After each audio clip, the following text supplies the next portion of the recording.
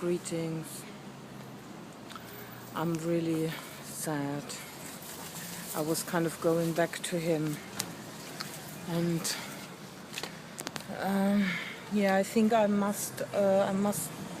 needed to admit to myself that I'm actually in some ways addicted to an idea that he and me are supposed to be together, and that I think has been very much like in the shadow of my own consciousness.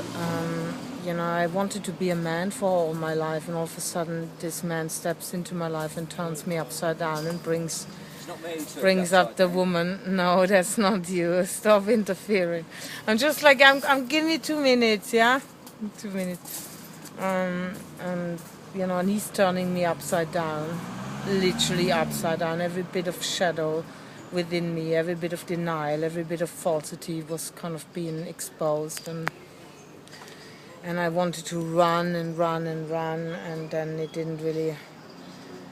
couldn't really run, because, like, let's face it, essentially you can't really run from yourself. So I decided also, I guess at one stage, to follow my heart, and that started to open more and more, and the more I kind of, like, in a way came to know me in my fullness, the more I started to love him unconditionally. But this unconditional love was, I think, also mixed.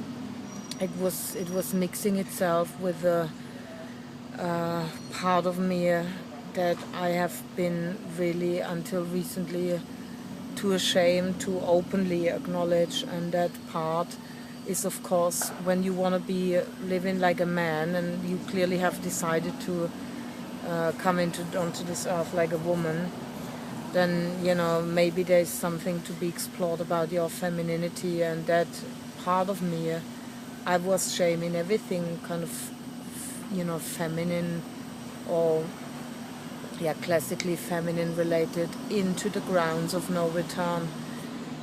So this part was like playing, and this part has obviously different aspects, and I'm not kind of like saying it's all straightforward, but when you shame something into the shadow for whatever kind of reason, that part takes on a life of its own. And that part was compliant with everything that he would do, like in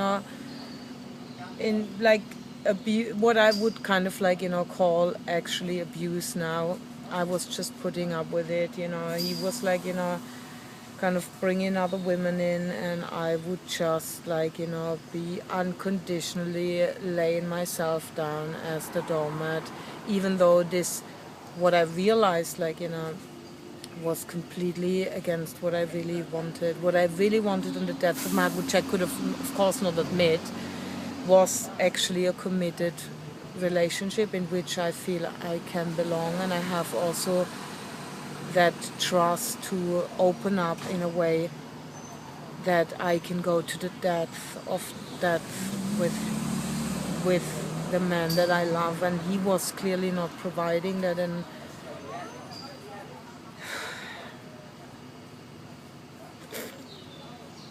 yeah, I'm feeling now for the first time actually ready to unplug myself from him, as I have acknowledged that, and this acknowledgement is now 2 days old. I've also sought help around it.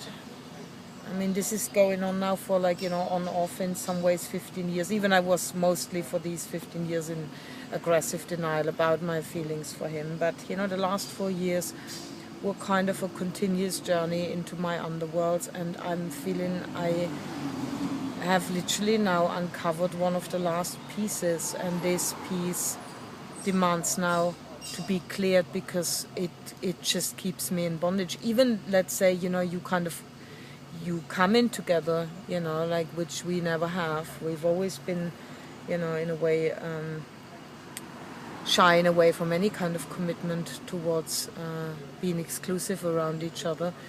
So even, let's say, given, we would be with each other, that kind of secret clinginess and neediness, and like, oh, you know, without you my whole world is gonna crumble, and without you I can't find happiness, and without you I won't build the playground. All of that stuff would create just as much suffering in a relationship as it was creating now in this, whatever the 4 years of kind of drama intensive prison-like scenario was putting me into.